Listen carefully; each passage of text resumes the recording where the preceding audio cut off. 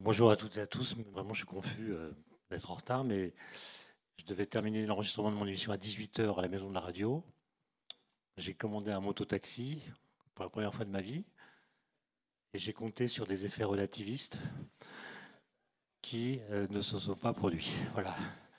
Donc, l'association entre E égale mc2, Einstein et la bombe atomique, elle commence en juillet 1946, donc un an après le premier essai nucléaire américain qui s'est déroulé dans le désert du Nouveau-Mexique en juillet 1945. Donc en gros, quelques semaines avant Hiroshima et Nagasaki, c'était une sorte de test. Et la couverture du magazine Time, qui célèbre cet anniversaire, montre le champignon atomique, qui a la forme d'un cobra, euh, qui surplombe l'océan sur lequel on voit toutes sortes de bateaux de guerre. Et il y a le visage d'Einstein, premier plan, triste, et sur le champignon atomique est écrite la formule E égale mc2. Et le titre, c'est Einstein, le cosmoclaste, c'est-à-dire le destructeur de l'ordre. Et c'est là que commence l'association entre la bombe, Einstein, E égale mc2. Et j'ai peu de temps, mais je vais quand même en profiter pour vous montrer que l'histoire n'est pas aussi simple. En fait, au XIXe siècle, pour remonter dans le temps, on conçoit la lumière comme une onde électromagnétique. D'ailleurs, les équations de Maxwell qui décrivent la lumière comme une onde électromagnétique euh, confirment cette idée qui avait déjà été évoquée par les physiciens quand ils ont constaté que la lumière pouvait interférer avec elle-même. Donc c'était un phénomène ondulatoire. Et pour un physicien du 19e siècle, euh, une onde se propage en faisant vibrer quelque chose.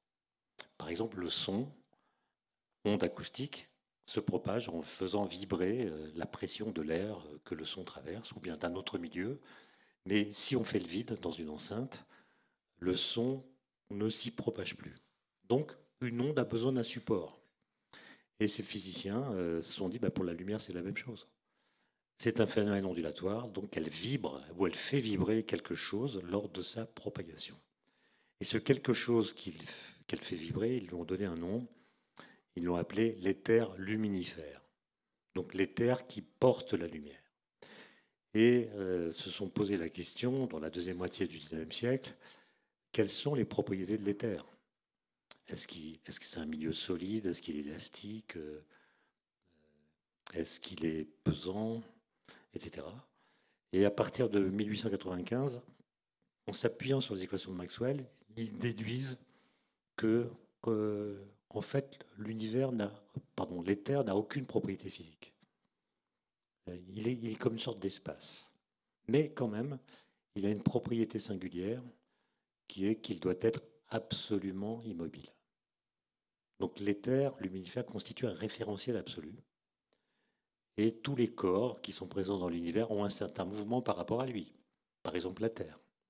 La Terre doit se déplacer par rapport à l'éther. La question, c'est à quelle vitesse. Donc des gens font des mesures astronomiques, c'est ce qu'on appelle les expériences de Michelson, pour trouver la vitesse de la Terre par rapport à l'éther. Ils trouvent zéro, mais bon, ça ne les inquiète pas plus que ça. Il y en a même qui vont jusqu'à penser que, en fait, la Terre bouge en même temps que l'éther. Donc c'est un référentiel absolu, ce qui permet de réintroduire l'idée d'un géocentrisme. Mais bon, euh, les gens bricolent. Alors quand je dis les physiciens, c'est pas des millions de gens, hein. C'est Poincaré, Lorentz, Fitzgerald. Et ils essaient de s'accommoder de cela, alors que le principe de relativité, énoncé par Galilée, dit que le mouvement est comme rien. Autrement dit, tous les référentiels sont équivalents. Il y a une démocratie des référentiels. Ça veut dire quoi? Ça veut dire qu'il n'existe aucun référentiel dont vous puissiez dire qu'il a une propriété que n'ont pas les autres. Alors si vous dites que l'éther est un référentiel absolument immobile, vous lui donnez un statut qu'ont n'ont pas les autres. Et d'ailleurs, si vous prenez un autre référentiel différent de celui-là, qui a une certaine vitesse par rapport à lui, bah, l'éther luminifère sera par rapport à ce référentiel pas immobile puisqu'il aura une certaine vitesse. Donc il y a une sorte de contradiction qui apparaît entre le statut de l'éther luminifère et les lois de la mécanique, les principes de la mécanique. Les gens bricolent, je n'ai pas le temps d'expliquer comment, écrivent des équations qui expliquent comment on peut changer de référentiel. Mais arrive un jeune homme qui pense, bah, l'éther luminifère pose des problèmes. Je proclame qu'il n'existe pas et les problèmes qu'il pose disparaissent. Voilà. Et ce jeune homme s'appelle Albert Einstein. Et donc, il va écrire un papier en juin 1905 dans lequel il commence par dire « l'éther n'existe pas ». Ça veut dire quoi? Ça veut dire que la lumière n'a pas besoin d'un support pour se propager. Elle peut se propager toute seule comme une grande dans le vide. Et donc c'est une entité physique autonome. Ce n'est pas le mode de vibration d'un milieu particulier qu'on appelait l'éther, c'est quelque chose qui existe en lui-même, en elle-même. La lumière n'a pas besoin de support pour se propager. Elle se propage toute seule comme une grande dans le vide. Et donc dans ce papier, Einstein garde le principe de relativité. Le mouvement est comme rien, c'est-à-dire quand vous êtes en mouvement, tout se passe comme si vous n'étiez pas en mouvement. Si votre mouvement est rectiligne et uniforme. Quand vous êtes dans un train, eh bien, tout se passe comme si vous étiez à la cafétéria de la gare. Si vous laissez tomber un objet, il tombe à vos pieds. Si vous le laissez tomber dans le train, il tombe à vos pieds de la même façon, à condition que la vitesse du train soit constante et en ligne droite. Donc Einstein garde ce principe, mais il le remanie en tenant compte d'un autre principe qu'il pose, qui est que la vitesse de la lumière est un invariant. Alors, être un invariant, ça ne veut pas dire qu'elle est constante. La vitesse de la lumière, elle n'est pas constante. Quand elle se propage dans l'air, elle ne va pas à la même vitesse que dans le vide, ni à la même vitesse que lorsqu'elle va dans l'eau, par exemple. Donc sa vitesse dépend du milieu dans lequel elle se propage. Mais invariant, ça veut dire invariant par changement de référentiel. C'est quelque chose d'assez difficile à comprendre, parce que nous, on est habitués dans notre monde quotidien à ce que les vitesses s'ajoutent. Quand vous marchez sur un tapis roulant, votre vitesse par rapport au sol immobile, c'est celle du tapis roulant plus la vôtre sur le tapis roulant. Donc on ajoute les vitesses. Ben, avec la lumière, ça ne marche pas. On ne peut pas ajouter une vitesse à la vitesse de la lumière. Ça veut dire quoi? Ça veut dire que si par exemple une voiture s'approche de moi, tout phare allumé, avec une vitesse, je parle de celle de la voiture, qui est la moitié de la vitesse de la lumière, la vitesse de la lumière que je vais mesurer pour celle émise par les phares de la voiture, ça ne sera pas 1,5 fois la vitesse de la lumière. Celle de la voiture plus celle de la lumière, ça sera la vitesse de la lumière. Quelle que soit la vitesse de la voiture, en fait. Qu'elle avance vers moi, qu'elle soit immobile, ou bien qu'elle recule, la lumière qu'elle envoie sur moi aura toujours la même vitesse. Et quelle que soit ma vitesse à moi dans l'espace, la vitesse de la lumière par rapport à moi sera toujours la même. Par exemple, si un photon, un grain de lumière, me double sur ma gauche, à la vitesse de la lumière, je peux me dire je vais le courser. Je cours après. Donc je cours par exemple à la vitesse de la lumière, moins 10 km/h. Je me dis tiens, encore un effort et je la double ou je l'approche. Ben non. Même si je cours presque à la vitesse de la lumière, derrière la vitesse de la lumière par rapport à moi restera égale à la vitesse de la lumière. C'est complètement contre-intuitif. Et ça amène Einstein, dans cet article, à repenser, comme vous le savez, les relations entre l'espace et le temps. Et il pose des questions assez naïves, en fait des questions d'enfants. Il le dit lui-même. J'ai posé des questions d'enfants que j'ai résolues avec un cerveau d'adulte. Par exemple, enfant, il s'était posé la question, je ne sais pas si les enfants dans la salle que je vois se sont déjà posé la question, qu'est-ce qu'il se passerait si de la lumière était capable d'émettre de la lumière? On ajoute les vitesses, on l'apprend à l'école, donc la vitesse de la lumière émise par la lumière serait 2 fois la vitesse de la lumière.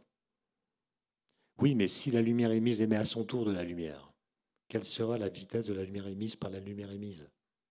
3 fois la vitesse de la lumière, puis 4, puis 5. Et on fabrique donc un escalier cinématique vers l'infini. Donc du haut de ses 15 ans, Einstein comprend que si la lumière pouvait émettre de la lumière, il y aurait de la lumière de vitesse infinie. Après, il se demande qu'est-ce que je percevrais si j'étais à cheval sur un rayon lumineux, si mon corps chevauchait un rayon lumineux. Bah, il serait dans la même situation, je parle du corps d'Einstein, que lorsqu'on est sur la crête d'une vague et qu'on fait du surf. Quand vous êtes sur une vague, en surf, vous avancez en même temps que la vague. Donc la vague qui est devant vous est immobile par rapport à vous. Celle qui est derrière vous est immobile par rapport à vous. Donc vous voyez une onde stationnaire. Quand vous faites du surf, vous voyez des vagues formant un système stationnaire, fixe. Einstein s'est dit, puisque la lumière est faite d'ondes, si je suis à cheval sur une onde, je vais voir des ondes électromagnétiques stationnaires. Mais il savait, là il avait 16 ans, que les équations de Maxwell qui décrivent les ondes électromagnétiques n'ont pas de solution stationnaire. Donc il se dit, soit les équations qui disent que c'est impossible sont fausses, soit l'expérience que j'ai imaginée est impossible. Et en 1905, il répond à ces deux questions d'enfant. Quelle serait la vitesse de la lumière émise par la lumière? Réponse, la vitesse de la lumière. Pourquoi? Parce que la lumière bat toujours à la vitesse de la lumière. Qu'est-ce que je percevrais si j'étais à cheval sur un rayon lumineux? C'est même pas la peine de se poser la question. Pourquoi? Parce que la lumière bat toujours à la vitesse de la lumière. Donc je ne peux pas être immobile par rapport à elle. Elle est toujours en mouvement par rapport à moi. Donc ça, c'est 1905, juin, article dans lequel il pose des questions du genre, première page, qu'est-ce que je veux dire quand je dis qu'un train arrive à 7 heures à la gare? Il répond, ça veut dire la petite aiguille de ma montre pointe sur le 7 au moment où le train arrive à quai. Merci, monsieur Einstein. Grâce à vous, on apprend ce que veut dire lire l'heure. Mais après, il pose une deuxième question. Qu'est-ce que je veux dire si je dis que qu'un train arrive à 7 heures à la gare de Lyon, par exemple? Je parle de celle qui est à Paris. La gare de Lyon de Paris, parce qu'il y a une gare de Lyon à Lyon, mais je parle de celle de Paris. Si un train arrive à 7 heures à la gare de Lyon, si je suis à Marseille, comment je fais pour savoir à Marseille qu'il est 7 heures à Paris? Il faut qu'on m'envoie une information. Et cette information, elle réclame une certaine durée. Donc si avec des jumelles, étant à Marseille, je vois une horloge indiquant 7 heures à Paris, est-ce qu'il y a encore 7 heures à Paris quand je vois écrit 7 heures sur l'horloge de Paris? Le temps que la lumière a mis pour m'arriver, l'aiguille a avancé. Donc quand je vois 7 heures à Paris, c'est qu'il est déjà plus 7 heures à Paris. En fait, je vois le passé de Paris.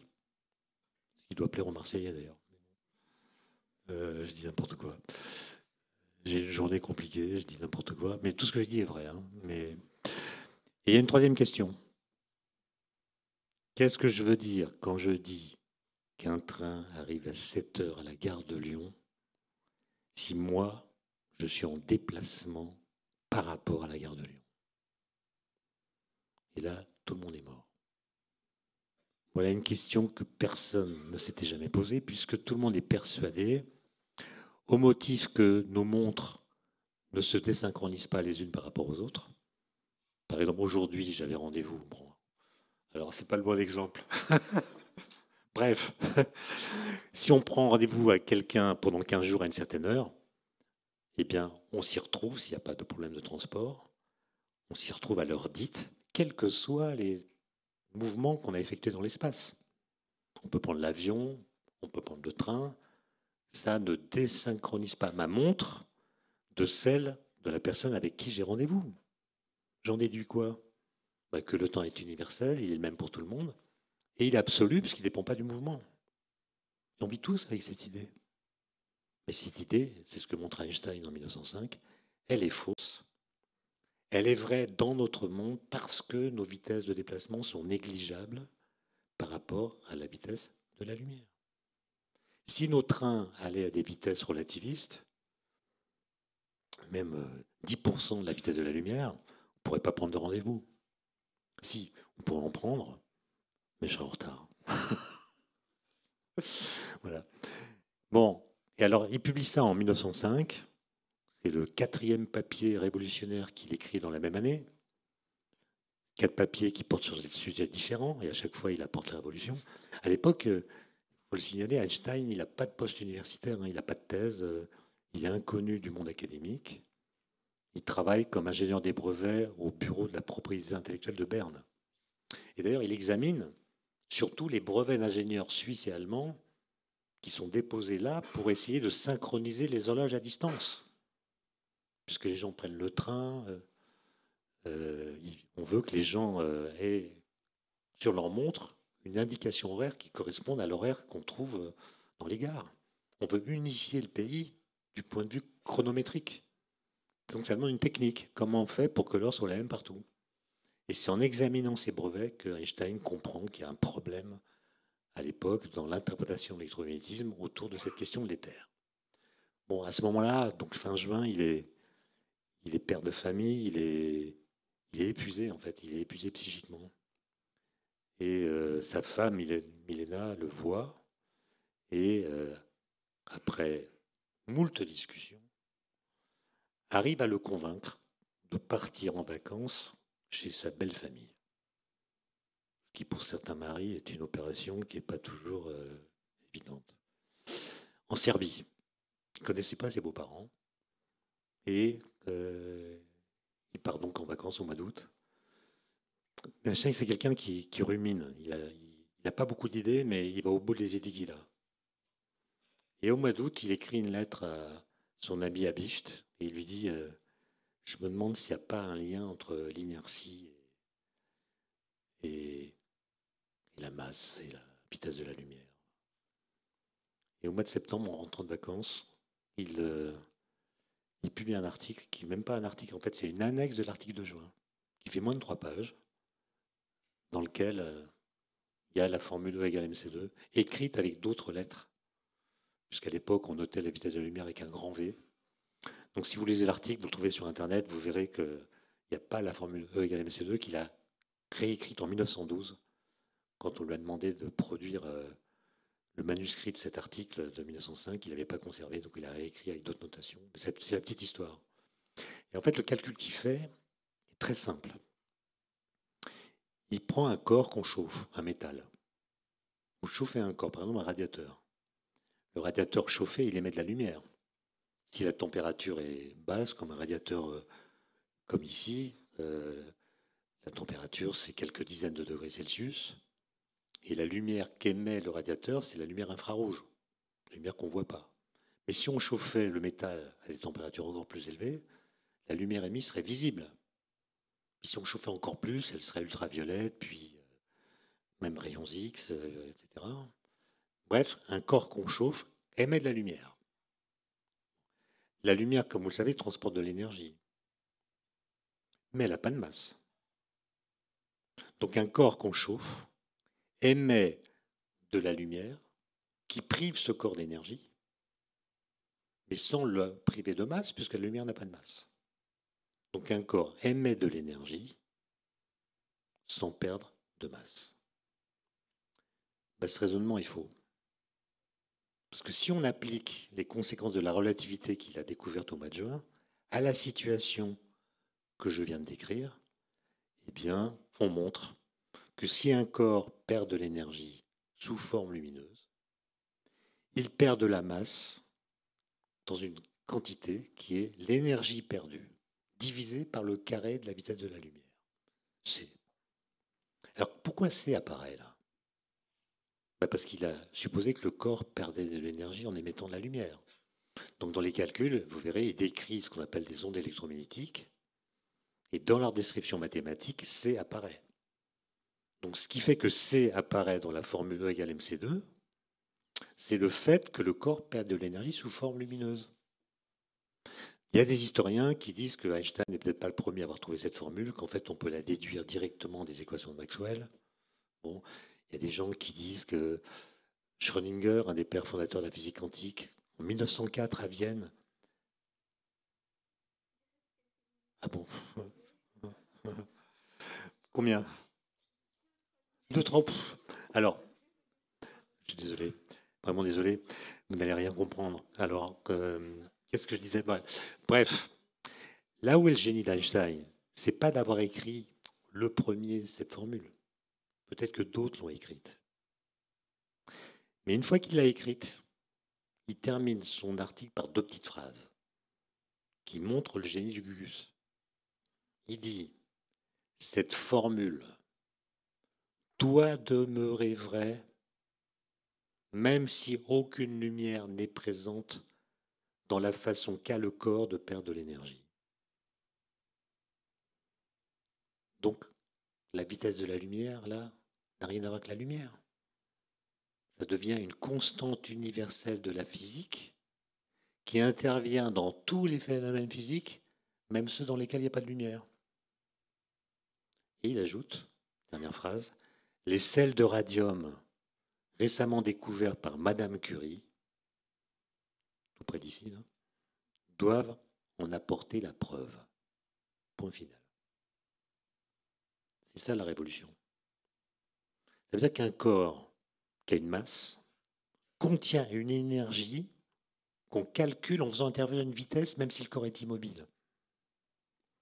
Et cette formule fait intervenir la vitesse de la lumière qui pourtant ne joue aucun rôle dans la structure matérielle des corps.